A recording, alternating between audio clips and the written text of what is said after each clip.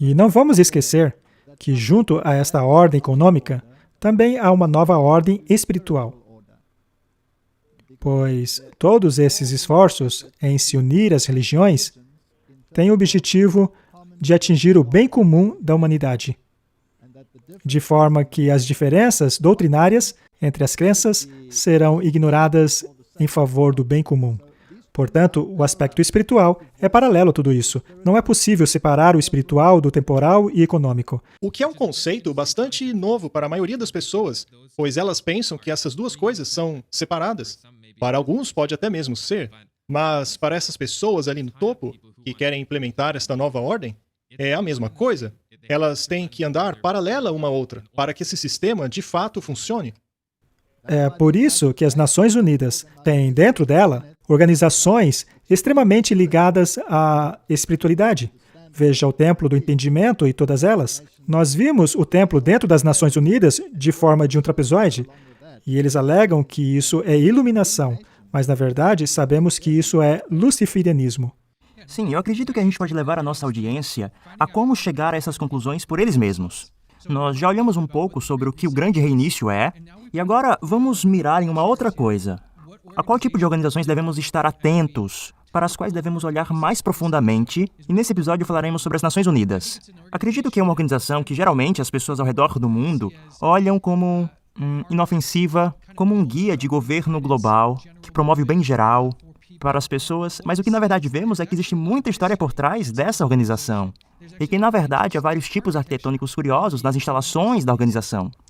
Bem, agora iremos um pouquinho mais profundo nas Nações Unidas e começar a te ajudar, você, a audiência, a entender como nós podemos com confiança dizer que existe um componente espiritual nas Nações Unidas. E nós tentaremos entender o que é isso. Começando com o líder das Nações Unidas, o atual secretário-geral, Antônio Guterres. E descobrimos que Antônio Guterres é um católico, número 1, um devoto católico que tem um relacionamento especial com o Papa Francisco.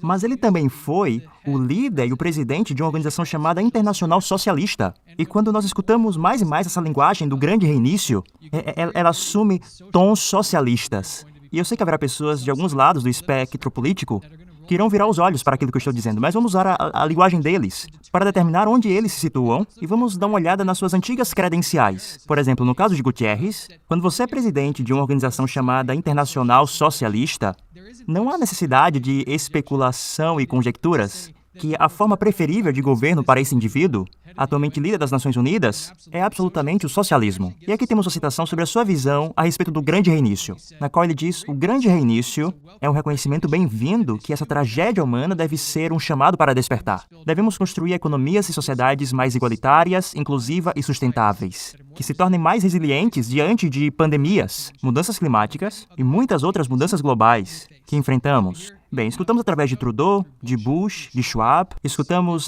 o mundo é desigual, precisamos ser mais inclusivos, escutamos a narrativa da mudança climática, mas também tem um companheiro nisso tudo, um amigo Al Gore, que está em muitas dessas coisas aliado com a ONU. E ele também falou sobre o grande reinício. Ele diz: este é o momento para um grande reinício. Temos que consertar muito desses problemas, capitalismo, que tem sido permitido apodrecer por muito tempo.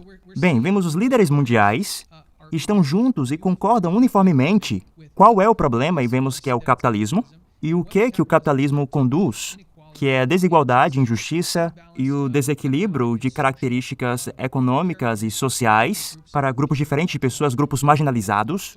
Mas eu gostaria de